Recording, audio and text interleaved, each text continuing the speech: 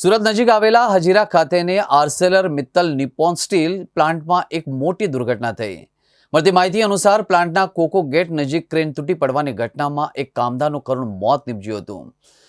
આ દુર્ઘટનામાં અન્ય 3 જેટલા કામદારો ઘાયલ થયા હતા। ઘાયલ થયેલા તમામ કામદારોને તાત્કાલિક સારવાર માટે નજીકની હોસ્પિટલમાં ખસેડવામાં આવ્યા હતા।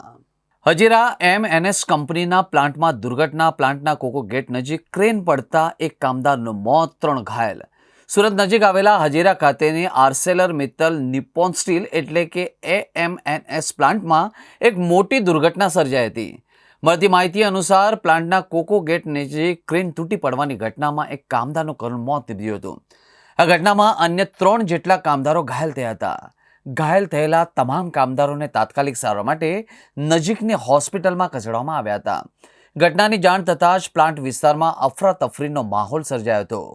ક્રેન પડવાના ચોક્કસ કારણો જાણવા માટે હાલમાં તપાસ શરૂ કરવામાં આવી છે।